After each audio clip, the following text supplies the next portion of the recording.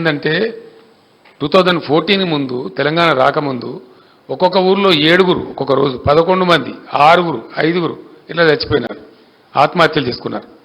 భూదాన పోచంపల్లికి నేనే వెళ్ళినా, ఒకటే రోజు 7గురు చచ్చిపోతే సరే అప్పుడున్న ప్రభుత్వాన్ని వేడుకుంటే వాళ్ళు సాయం చేయలేదు, అది వేరే సంగతి. కానీ దుబ్బాకలో, సిరిసిల్లలో, గద్వాలలో, మన నారాయణపేటలో చాలా చోట్ల ఎక్కడెక్కడైతే చేనేత కార్మికులు ఉన్నారో వందల సంఖ్యలో ఆత్మహత్యలు చేసుకున్నారు. చాలా వల్నరబుల్ లైఫ్ అయిపోయింది వాళ్ళది. దాన్ని గమనించి మేమేం చేసినామంటే వాళ్ళకు ఉపాధి కల్పించాలి, వాళ్ళని బ్రతికించాలి, అట్లనే కొంత పేదలకు సాయం జరగాలి అని మేము ఒక ఎత్తుగడతోని ప్రభుత్వం ఒక మంచి స్ట్రాటజీ తయారు చేసి వాళ్ళకు బతుకమ్మ చీరలు తయారు చేయమని చెప్పినాం, పేద ప్రజలకు పంచిపెడదామని. రంజాన్ కానుకల కోసం బట్టలు తయారు చేయమని చెప్పినాం, క్రిస్మస్ కానుకల కోసం బట్టలు తయారు చేయమని చెప్పినాం, స్కూల్ యూనిఫామ్స్ వాళ్ళకి ఇచ్చినాం, ఇంకా చాలా ప్రయత్నాలు చేసినాం. దాంతో కొంచెం మెరుగున పడ్డారు వాళ్ళు పాపం.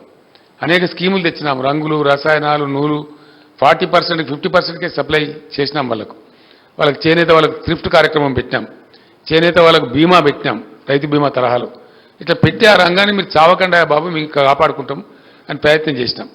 వాళ్ళని ఆ రంగం నుంచి షిఫ్ట్ చేయడానికి వరంగల్లో కాకతీయ మెగా టెక్స్టైల్ పార్క్ కూడా పెట్టినాం, సిరిసిల్ల టెక్స్టైల్ పార్క్ కూడా కేంద్రాన్ని అడిగినాం.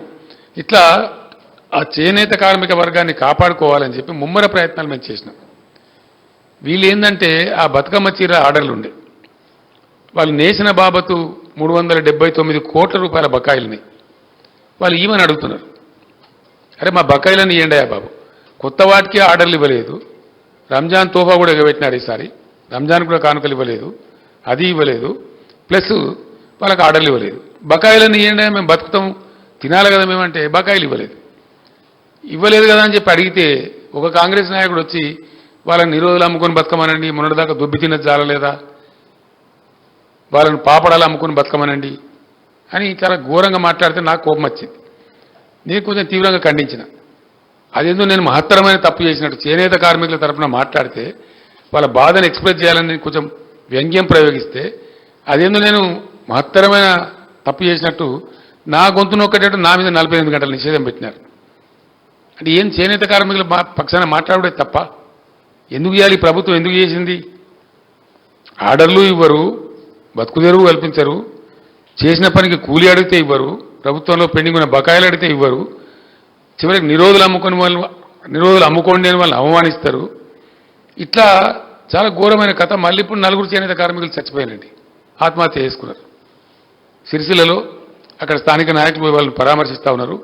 వీళ్ళకి చేనేత కార్మికులు ఎట్లా వట్లేస్తారండి? ఎందుకు వేస్తారు? వెయ్యరు డెఫినెట్గా.